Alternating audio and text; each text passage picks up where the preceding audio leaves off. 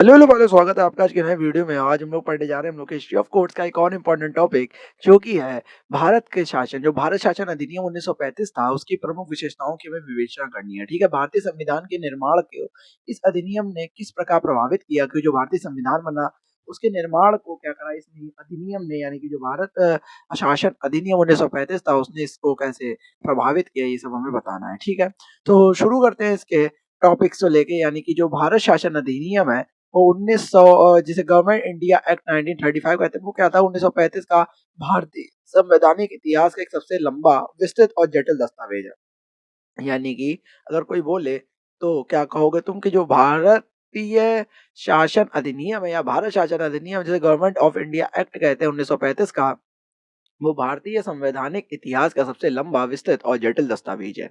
यह अधिनियम क्या करता था, भारतीय संविधान यानी कि इंडियन कॉन्स्टिट्यूशन के लिए एक ब्लूप्रिंट के रूप में कार्य करता था। ठीक है, ये संविधान क्या कर ये मतलब यह जो अधिनियम है वो क्या करता है, वो भारतीय संविधान के लिए एक ब्लूप्रिंट के रूप में कार्य करता है। ठीक है, शुरू करते हैं भारतीय शासन अधिनियम 1935 की प्रमुख विशेषताओं से। यह अधिनियम ब्रिटिश संसद द्वारा पारित किया गया सबसे बड़ा अधिनियम था। यह अधिनियम क्या था, ब्रिटिश संसद द्वारा पारित किया गया सबसे बड़ा अधिनियम था, जिसने 321 धाराएं यानी कि 321 सेक्शंस और 10 अनुसूचियां यानी शेड्यूल्स थी। जिसमें क्या थी, 321 धाराएं और 10 अनुसूचियां थी। इसकी प्रमुख विशेषताएं निम्नलिखित है। क्या क्या है, अखिल भारतीय संघ की स्थापना। इसके अंतर्गत क्या करी गई थी, अखिल भारतीय संघ की स्थापना यानी establishment of all India federations. यानी प्रावधान इसका यह रहा कि इस अधिनियम ने अखिल भारतीय संघ यानी ऑल इंडिया फेडरेशन स्थापित करने का प्रस्ताव रखा, जिसमें ब्रिटिश भारत के प्रांत यानी प्रोविंसेस ऑफ ब्रिटिश इंडिया और रियासतें जिन्हें प्रिंसली स्टेट्स शामिल होनी थी। ठीक है, आधार इसका यह था कि रियासतों का संघ में प्रवेश स्वैच्छिक होगा या वॉलेंट्री था। मतलब जो रियासतों का संघ में जो प्रवेश स्वैच्छिक यानी कि वॉलेंट्री था। वास्तविकता ये थी कि यह प्रावधान लागू नहीं हो सका, क्योंकि रियासतों ने संघ में शामिल होने से ही इनकार कर दिया। ठीक है, क्योंकि यह जो प्रावधान था वो लागू इसलिए नहीं हो सका क्योंकि रियासतें जो थी उन्होंने संघ में शामिल होने से ही क्या कर दिया, इनकार कर दिया था। इसका कानूनी महत्व यह रहा कि इसने पहली बार भारत में एक संघीय ढांचे इसने क्या करा, पहली बार भारत में एक संघीय ढांचे फेडरल स्ट्रक्चर्स की औपचारिक रूपरेखा प्रस्तुत की, जो शक्ति के केंद्रीकरण को कम करने का सैद्धांतिक प्रयास था। यानी कि इसने क्या करा, जो गवर्नमेंट ऑफ इंडिया 1935 था, इसने सबसे पहली बार क्या करा, भारत में एक संघीय ढांचे यानी फेडरल स्ट्रक्चर्स की औपचारिक रूपरेखा प्रस्तुत की, जो शक्ति के केंद्रीकरण को कम करने का एक सैद्धांतिक प्रयास था। प्रांतीय स्वायत्तता देखें यानी प्रोविंशियल ऑटोनोमी देखें, तो प्रावधान ये रहा कि इस अधिनियम ने प्रांतों में द्वैध शासन यानी इस अधिनियम में क्या करा, प्रांतों में द्वैध शासन या डायरार्की इन प्रोविंसेस कहते हैं 1919 अधिनियम का दोष को समाप्त कर दिया। परिणाम इसके थे कि प्रांतों को उनके विषयों के संबंध में स्वायत्ता यानी ऑटोनोमी प्रदान की गई। प्रांतों को क्या करा गया, उनके विषयों के संबंध में स्वायत्ता यानी कि ऑटोनोमी प्रदान की गई। इसका अर्थ था कि प्रांतों को हस्तांतरित यानी कि ट्रांसफर्ड विषयों पर कानून बनाने और प्रशासन चलाने की पूर्ण शक्ति दी गई। इसका अर्थ यह था कि प्रांतों को हस्तांतरित यानी ट्रांसफर्ड विषयों पर कानून बनाने और प्रशासन चलाने की पूर्ण शक्ति दी गई, और मंत्री विधानमंडल जिसे लेजिस्लेचर्स के प्रति क्या करा गया, उत्तरदायी होते थे। जो मंत्री विधानमंडल लेजिस्लेचर यानी के प्रति क्या होते थे, उत्तरदायी होते थे। महत्व क्या करेंगे, महत्व था कि यह भारत में उत्तरदायी सरकार रिस्पॉन्सिबल गवर्नमेंट की दिशा में एक निर्णायक कदम था, जिसने प्रांतों को वास्तविक राजनीतिक अनुभव प्रदान किया। केंद्र में द्वैध शासन यानी कि डायरार्की एट द सेंटर। प्रावधान इसका था कि 1919 में प्रांतों से समाप्त किए गए द्वैध शासन को केंद्र सरकार में लागू किया गया। विषयों का विभाजन करा गया यानी केंद्रीय विषयों को दो भागों में विभाजित किया गया। पहला हो गया आरक्षित विषय जिसे रिजर्व सब्जेक्ट्स कहते थे।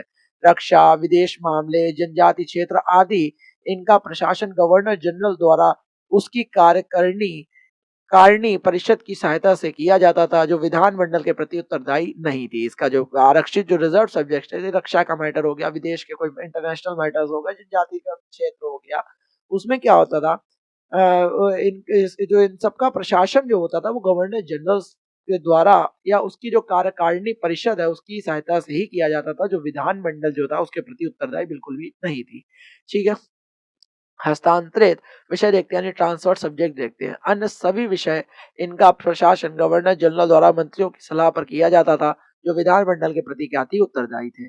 जी, आलोचना इसकी यह है कि इस द्वैध शासन ने केंद्र को कमजोर करने का प्रयास किया, लेकिन गवर्नर जनरल की व्यापक विवेकाधीन शक्तियां डिस्क्रिशनरी पावर्स बनी रही। देखते हैं कि विधायी शक्तियों का विभाजन और संघीय न्यायालय जिसे divisions of the powers and federal courts कहते हैं। तो शक्तियों का विभाजन कैसे हुआ? इस अधिनियम ने केंद्र और प्रांतों के बीच विधायी शक्तियों को 3 सूचियों में विभाजित कर दिया था। आपको पहले भी पढ़ा होगा कि संघीय सूची, प्रांतीय सूची और समवर्ती सूची। ठीक है, 3 सूचियों में विभाजित किया। कौन-कौन सी थी? एक संघीय सूची, प्रांतीय सूची और समवर्ती सूची। फेडरल लिस्ट जो थी यानी संघीय सूची केंद्र के लिए थी जैसे मुद्रा, रक्षा। प्रांतीय सूची प्रांतों के लिए थी जैसे पुलिस, शिक्षा। और समवर्ती सूची कंकरेंट लिस्ट दोनों के लिए थी, इसमें दोनों को अंदर कुछ-कुछ दी गई थी। जैसे आपराधिक कानून दोनों के जुरिडिक्शन में आती थी, केंद्र में भी और राज्य के में भी।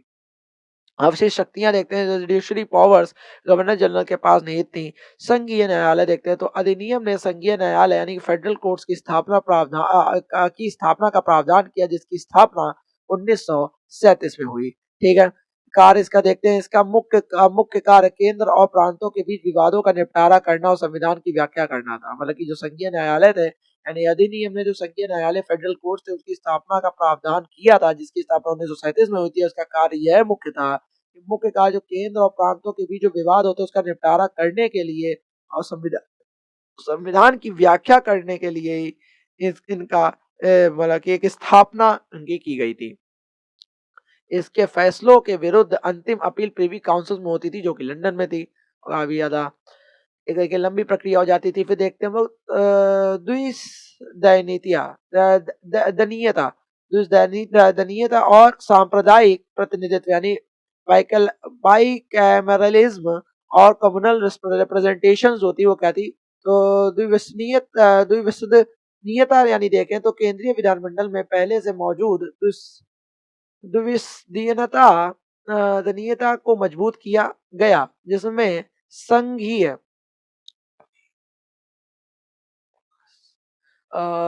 संघीय सभा जो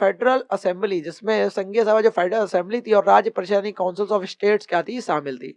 सांप्रदायिक प्रतिनिधित्व का विस्तार देखते हैं तो 1909 और 1919 के जो दोषों को और आगे बढ़ाते हुए इस अधिनियम ने पृथक निर्वाचन मंडल को अनुसूचित जातियों यानी डिप्रेस्ड जो क्लासेस थी, महिलाओं यानी कि वुमेन्स थी और श्रम यानी कि लेबर वर्ग तक क्या करा? विस्तारित कर दिया था। फिर देखते हैं भारतीय संविधान के निर्माण पर 1935 अधिनियम का क्या प्रभाव पड़ा? तो 1935 का अधिनियम भारतीय संविधान का सबसे बड़ा एकल स्रोत यानी लार्जेस्ट सिंगल सोर्स बना। 1935 का जो अधिनियम था वो भारतीय संविधान का सबसे बड़ा एकल स्रोत यानी लार्जेस्ट सिंगल सोर्स बना। संविधान सभा के सदस्यों ने इसकी विस्तृत संरचना को आधार बनाया और संविधान सभा के सदस्यों ने क्या करा? इसकी विस्तृत संरचना को आधार बनाया। साथ ही देखें तो इसकी कमियों को भी दूर किया था। विधायी ढांचा और सूची प्रणाली देखें यानी लेजिस्लेटिव स्ट्रक्चर्स और एंड लिस्ट सिस्टम जिसे हम लोग कहते हैं उसको देखें। समानता इसकी यह है कि भारतीय संविधान की जो 7वीं अनुसूची यानी 7th शेड्यूल देखें उसमें केंद्र और राज्यों के बीच शक्तियों का विभाजन हुआ।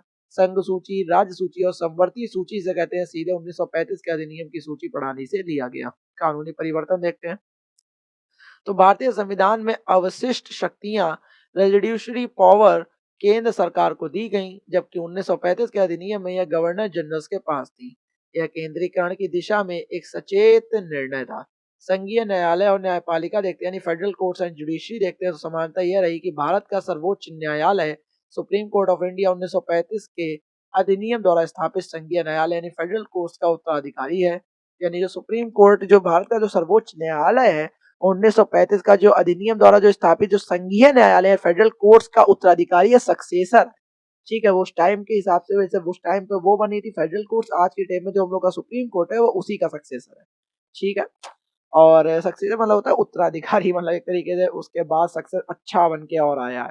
ठीक है, प्रभाव देखते हैं तो न्यायपालिका की संरचना देखें, क्षेत्राधिकार देखें यानी मूल, अपीली और सलाहकार और न्यायाधीशों की सेवा शर्तें बड़े पैमाने पर 1935 के अधिनियम से ही ली गई हैं।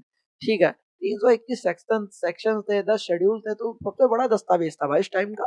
प्रशासनिक विवरण देख लो, एडमिनिस्ट्रेटिव डिटेल्स देख लो, तो प्रभाव ये रहा कि संविधान का सबसे बड़ा हिस्सा जो सरकार की कार्य प्रणाली वर्किंग ऑफ गवर्नमेंट से संबंधित है, जैसे कि प्रशासनिक विवरण, लोक सेवा आयोग, संघीय लोक सेवा आयोग यानी फेडरल पब्लिक सर्विस कमीशन से लिया गया।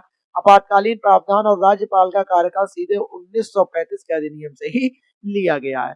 आपातकालीन प्रावधान इमरजेंसी प्रोविजंस भी दिए गए इसके अंतर्गत की समानता।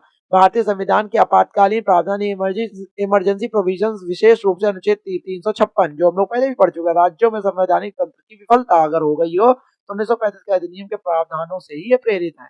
फिर 1935 प्रावधान देखते क्या है कि अधिनियम ने गवर्नर जनरल को प्रांतों के प्रशासन को अपने हाथ में लेने की शक्ति दी थी। यदि संवैधानिक मशीनरी फेल हो जाए, यानी कि एक तरीके से जो संवैधानिक मशीनरी है वो फेल हो जाए, तो आप गवर्नर जनरल पूरे प्रांत प्रशासन को अपने हाथ में ले सकता है।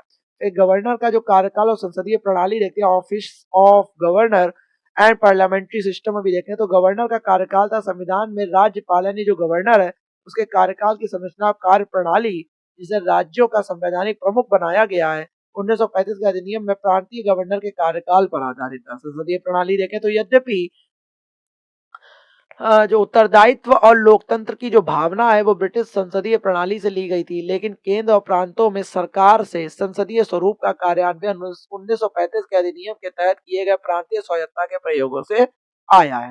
निष्कर्ष आखिरी में यह निकलता है, संवैधानिक निरंतरता और परिवर्तन को देखते हुए 1935 का जो अधिनियम है यद्यपि भारतीयों द्वारा अस्वीकृत था, मतलब 1935 का जो अधिनियम था भारतीयों द्वारा भले ही अस्वीकृत था, लेकिन क्योंकि इसमें स्वतंत्रता और संप्रभुत्व का अभाव दे दिया था, इसने भारतीय संविधान के लिए एक ठोस संस्थागत आधार, सॉलिड इंस्टीट्यूशनल बेस तो प्रदान किया है हम लोगों को। ठीक है, उस टाइम पर लोगों ने इसे स्वीकार कर दिया था इस वाले पूरे अधिनियम को लेकर, क्योंकि इसमें हम लोग को आजादी नहीं दे रहे थे, सॉवरेंटी नहीं दे रहे थे, संप्रभुता का अभाव दे रहे थे। ठीक है, इसमें लेकिन इसने क्या करा है, भारतीय संविधान के लिए ठोस संस्थागत आधार, संविधान के लिए एक ठोस संस्थागत आधार, सॉलिड इंस्टीट्यूशनल एक जो बेस होता है वो प्रदान किया है। भारतीय संविधान निर्माताओं ने निम्नलिखित कदम उठाकर 1935 के दोषों को सुधारा। कैसे? संप्रभुता, 1935 के अधिनियम की जगह जहां शक्ति ब्रिटिश संसद से आती थी, संविधान ने भारतीय जनता यानी we the people of India को संप्रभु शक्ति का स्रोत बनाया है।